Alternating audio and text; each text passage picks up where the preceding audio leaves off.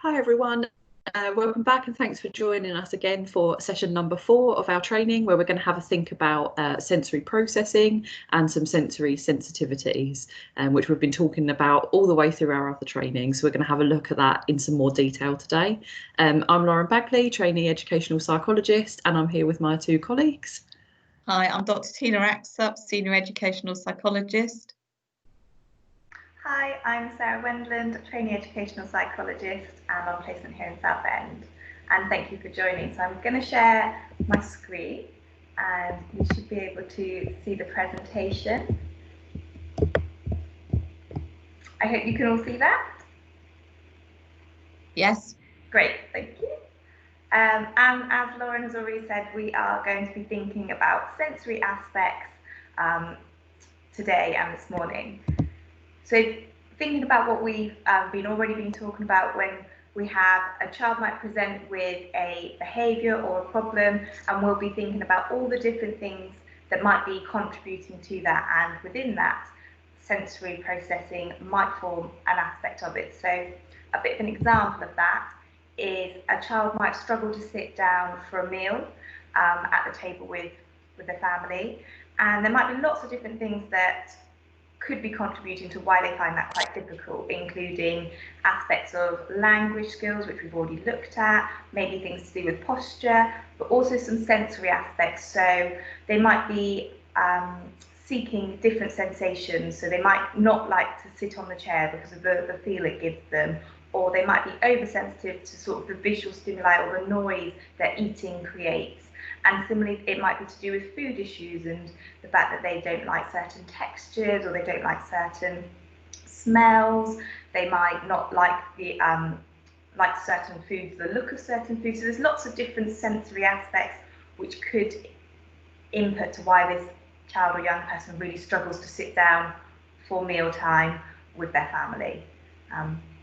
So it's just a quick example of why we're doing this and why it's really important to try and get an understanding of the different aspects that can contribute to a difficulty. Yes, and we know that as already that part of the diagnostic criteria for autism spectrum disorders is sensory. So those children who get a diagnosis will have sensory issues, but we also know that lots of other children have sensory issues for different reasons, and it's very common where children have a story of trauma because their bodies haven't been able to learn to regulate, because they haven't had their attachment needs met early on. So that tuning in with the caregiver right from being a baby can help develop that kind of sensory functioning, so that but these children's sensory profile can be quite interesting and difficult, and they could be hyper or hyposensitive to different things. So it's quite important, if you notice these things, to do a checklist to see if there's a profile. And it's important to realise as well that even though some people might not be as extreme either end, we all have a sensory style, and there might be things we all have different. Yeah, thank you, Tina. So in this, as sort of Tina's already said, we're going to think about what are the senses that we have, how do we process and understand them, and why is this actually important? Because as Tina has said, we all have a sensory profile. So us as adults, children, and when we can try and understand our own sensory profile and others, it can help us with building those attachments, building our communication, and building those relationships, which are so important to so many different aspects of our life, really. So first of all, we're going to start thinking about what senses do we have. And I'm sure if I was to ask you all, you would all come up with the 5 senses that we typically hear of taste, touch, sound, smell, and sight. But we also happen to have these 3 others. So we think there is 8 senses, and we have the senses of proprioception, vestibular, and interoception. And these are the ideas of, with proprioception, the idea is around our awareness of our body within space and the sort of the sensory feedback we get from that. So if I was to put my arm out, it would be the fact that I know my arm is out there and I can feel it's out there. which for children who might have difficulties with this, they might not get that sensory feedback, or they might be really trying to seek that feedback. So it's that feedback through their muscles that they know where they are in space, that they're sitting on a chair, that they're sat on a chair, or they're standing on the floor, that they're standing on the floor. So it's that idea of the sensory feedback coming into them, and they know where they are and what's around them. So spatial awareness and being close to things and being far away from things, that all comes into that proprioception sense, which is why we've got our person balancing on a beam, so we can think about it like that.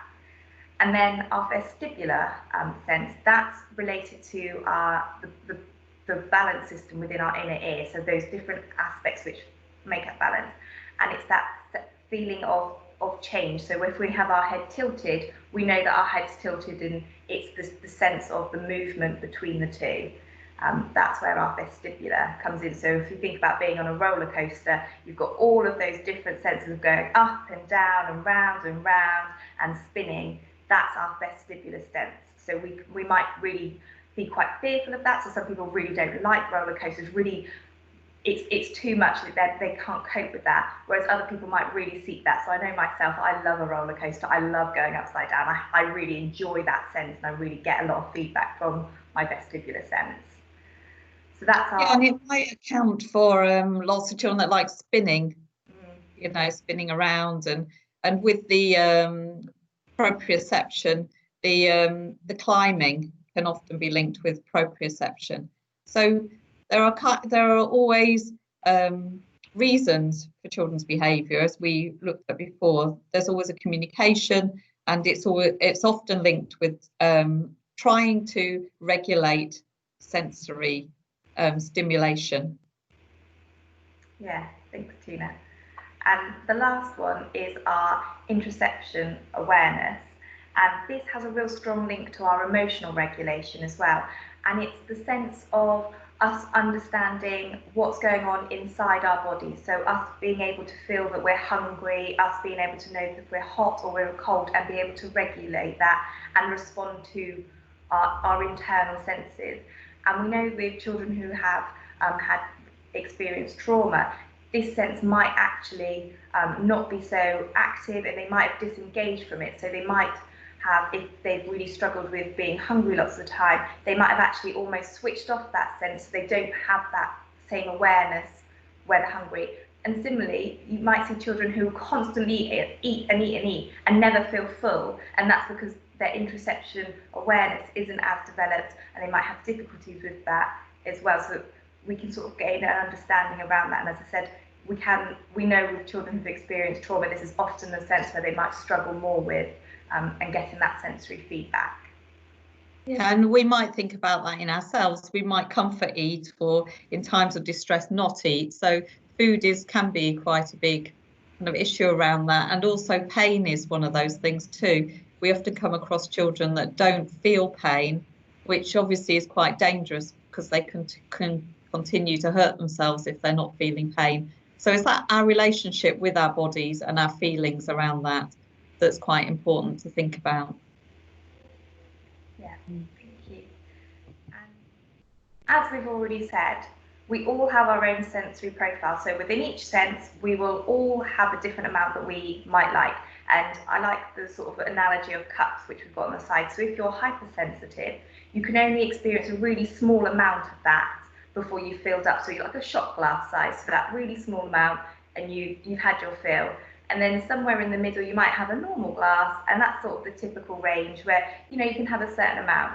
And then if you've got hypersensitive, you'll be seeking that, because actually your amount you can have might be a pint glass size. So you can have a lot more of that sense, and you want that sense much more than others will. So you can fill up and fill up and fill up higher than others. And I think I find that analogy really helps me when I think about the amounts of senses we can have. And with each sense, it will be different. So if you're hypersensitive in one area, such as touch, it doesn't mean you'll be hypersensitive in all the areas. You might be hyposensitive in another area, such as smell. So every sense, you have your own amount that you can tolerate and you would like to experience, which is really important. And our sensory profile is really linked to our overall regulation, which we've already talked about. So we will use sensory experiences to actually support our regulation, especially if we're wanting and we're seeking those things out. We might be utilising that as a regulation method, and that's why it's really important that we think about our sensory experiences, think about what young people and children engage with at times of distress, because that might give an indication of what helps calm them down and what can support them throughout the day and keep regulated throughout the day, rather than going all the way to the extreme, having to seek and then come back down, which is why it's useful. I don't know if there's anything else Tina or Lauren want to add to that. I just wanted to say that sometimes we might have the opposite style to the child, and it might be as simple as needing the TV louder. And obviously, if you don't need that, it can be very annoying to have the TV very loud. So there can be a bit of a rub, because the whole thing is around trying to regulate ourselves sensory, so in a sensory way. So a lot of the behaviours we might find annoying or challenging in these children, it's their kind of effort to try and regulate themselves. And I think once we know that, we can probably find other ways to help them with that, and other tools, which we'll talk about on another session. Yeah, thank you. I think Lauren's going to give a few examples actually, so we can bring it a bit more to life now.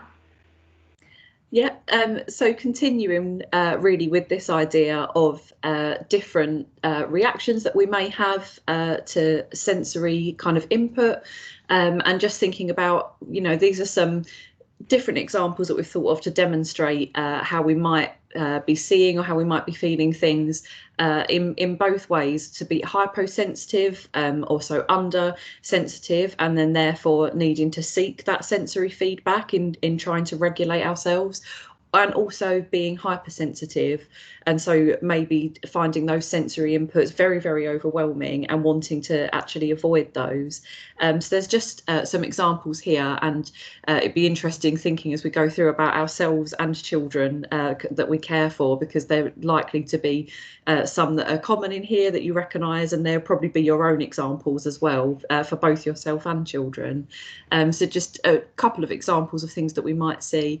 Olfactory is an interesting one. So smells, sometimes we can notice that children will really want to seek kind of strong, powerful smells and quite enjoy the feedback that they can get from that. And then on the opposite side of that, that can also feel extremely overwhelming. There can be smells that perhaps we might think are quite pleasant, that are very strong and very overwhelming for certain children or certain people that might be hypersensitive to that, and they're going to want to avoid that. So they might, for example, want to leave a room that we think is okay, but it might smell very overpowering and be very unpleasant for them. Just some other examples that we were talking about earlier with the vestibular sense.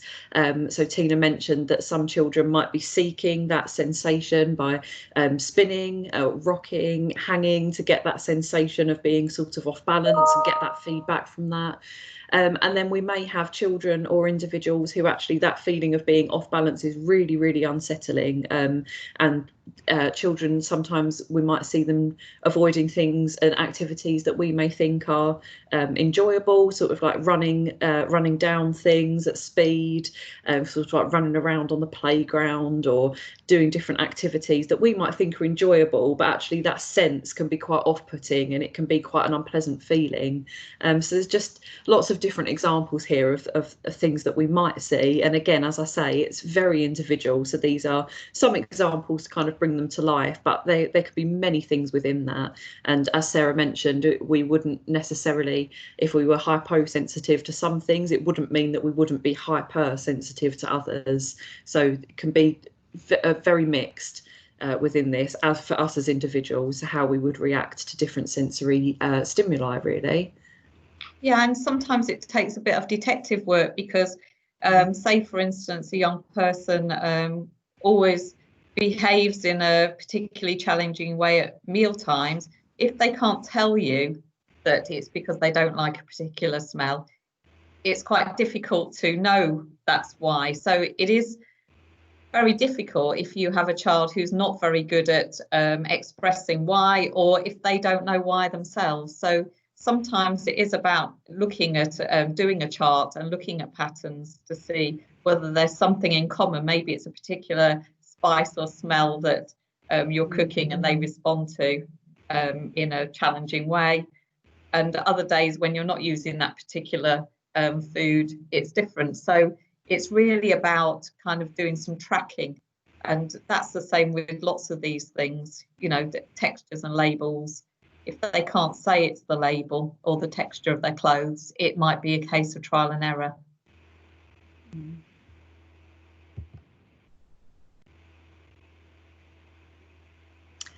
Yeah, and we mentioned this earlier, thinking about the window of tolerance. And again, what's important here, as is with everything that we're talking about today, we all have a window of tolerance. This isn't something that is just specific to the children and young people that we're thinking about. And so we all have, it can be different for every individual person, and we all have that little window in the middle here that we can see, which is kind of the ideal kind of tolerance space where we're able to think and feel things at the same time, and we're kind of able to process things and regulate ourselves. Some people's window of tolerance can be very, very small. Some people have quite a large window of tolerance where it can take quite a lot for them to go into either of these other areas here. But what's important to think about with the window of tolerance is how that individual piece here in the middle that says we're able to think and feel at the same time, how that changes when we look at if there's hyperarousal. So if we're kind of under aroused there with the sensory stimuli, and the emotional effect here at the side. So when we're in this state, we can feel quite flat or numb. It can be very hard to think. We can feel or present quite disconnected from our environment. So that's kind of the emotional effect of perhaps the sensory sensitivities or the difficulty regulating. It's actually disrupting our ability to think and feel at the same time. And this is the same for hyperarousal. So when we're in this state, this brings us back to thinking about last time we talked about children who may have experienced trauma and may be quite hypervigilant or overly aware of their surroundings. And then we have, of course, the emotional effect here, and how that being hyper aroused and being in that hyper aroused state can disrupt our thinking, and it can mean that when we feel that lack of emotional safety, our reactions can be quite quick. So this might be, as Tina said, where we're struggling to see what the trigger may have been, but it was there, and it's been that quick emotional reaction because it feels very overwhelming to be in that state. So there's kind of these different states that we can be in where we're outside our window of tolerance and we're feeling quite uncomfortable either way, and just the emotional presentation that we can see with that. And there are ways to improve our window of tolerance that we can all do, and a lot of it is to do with, as we spoke about before, adapting those surroundings, finding those triggers, finding those things that are difficult, and finding ways that we can either adapt our surroundings to make them more manageable for us, or ways that we can gradually get ourselves used to being in these environments that we might find a bit more difficult. As Tina said, it's something that takes time, but there's certainly things that we can do to improve that window of tolerance, and that can be really helpful.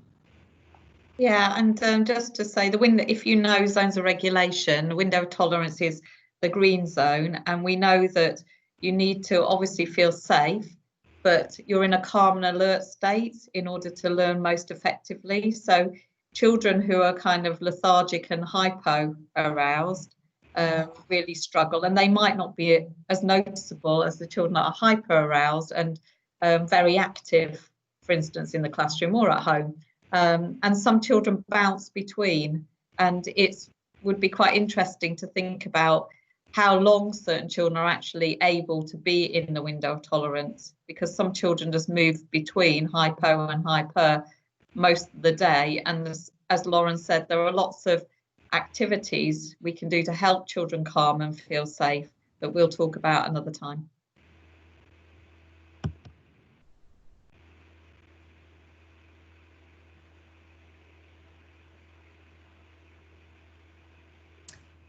Yeah, so just moving on to think about what sensory processing is, and have a think about perhaps why we might see this hypo or hyper arousal. It's quite helpful to think in this analogy of the brain like a computer, where the sensory information is being put in, and this is for all of us. The sensory information from our environment and what's around us will go in, and our brain will organise and generate a response to this stimuli that's gone in. And that can be a behavioural or a physical action. It might be emotional. There can be all these different responses that may be generated for all of these different sensory stimuli. And when we're thinking about perhaps somebody who might be very overwhelmed by certain sensory stimuli, somebody that's very hypersensitive and may want to avoid things, what might be happening there is that the sensory information is going in, but perhaps it's not being organised and processed in order to give the response perhaps that we might expect. So it may be that there is too much sensory information, it's not being able to be processed and organised in that regulating way, and that's when we might see overwhelm, and we might see somebody wanting to avoid that sensory stimuli. They may become very emotional. It's very difficult for them to cope in that situation. We also, in a similar way, may have somebody who doesn't have that information processed and organised, and it means that results in a response where they're wanting to seek more of this sensory feedback because they're not getting that response and that sensation from the information. It's interesting to note here that difficulties in processing sensory information can result in a response where the child might find it very difficult to process things at the same time. So when we're thinking about learning, for example, looking and listening at the same time could be an example of how something is just not quite processed in the way that we might expect, or perhaps there's too much information and it's overwhelming, and so therefore that we can see a lot of this in the classroom where doing these things simultaneously can be very difficult. And this diagram here is just interesting to think about the way in which children's brains develop. So as it says here, this is developing from the bottom up, and the very first thing that we have developing here is the brainstem, or the primitive brain, if you like. And this is the sensory motor input and the very basic survival. So our very basic primitive brain here is developing first. And then we go on to developing second, the limbic brain, about attachment and emotional development. And it's just interesting to think, as we look at this diagram, at where children may be in their stage of development. And again, this brings us back to children who have had maybe perhaps very emotionally traumatic experiences.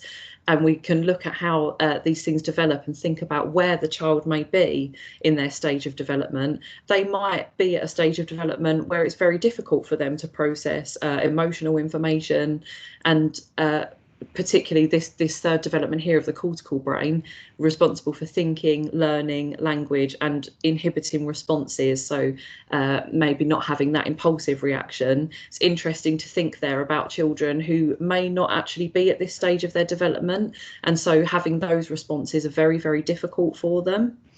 This can all help us understand the stage of development that children are at, and things that may have influenced these different stages of development, and how we might see that in the responses that we're talking about here. Yeah, and it would also depend on where certain things happen. So at what stages in the brain development trauma occurred, and then when trauma's re-triggered by perhaps something, a sight, a smell, or something, maybe a colour, the information can go right back into that reptilian sensory part of the brain, and then you get a fight, flight, freeze response. Whereas a person who isn't triggered by that information would be able to use the cortical part of the brain and think about it and respond in the way we would expect.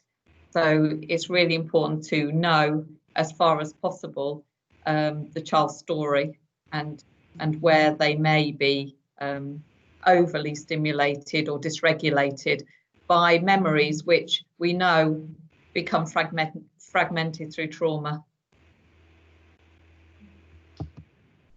Yeah, and as what Tina and Lauren have just talked about, I often think about the response in two different ways. So we can either respond to a sensory input, which is where we have been able to use our cortical brain, process that information, and have a response which we would typically expect. So if we were thinking about fire alarms, you hear the fire alarm, you go, okay, the fire alarm's going off, I need to go and walk out the building, and you follow the teacher, you walk out the building.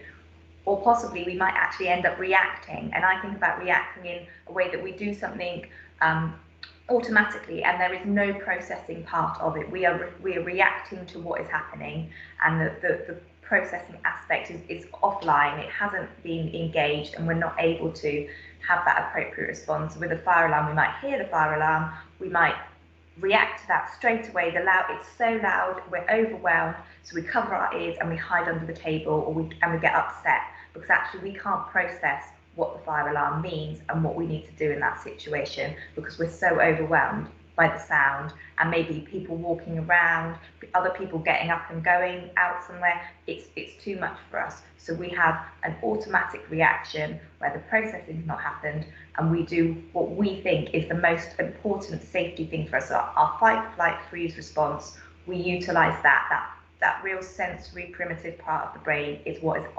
alert and active, not our cortical part of the brain, which helps us to respond and appropriately utilize our knowledge of what we need to do in that situation. So that's how I differentiate it. And when I think about and I talk about sort of responses or reacting with parents, that's how I would think about it: responding and reacting, the different aspects of it. Yeah, and it's about that thinking part in between. A reaction is like an immediate action, as not in response, but as a reaction to the stimulus, where response there is a thinking gap between the sensation and the action. And it's really important to support children to create that thinking gap, because obviously they could be in dangerous situations and that reaction might be dangerous, like climbing something. And also there may be meaning to an alarm for a young person who's been through a difficult situation. Thinking about a child I've worked with in the past that couldn't bear to hear police sirens on the TV because it took them back to a time where the police would come round to their house. So there may be meaning as well attached, as well as just a pure sensory reaction.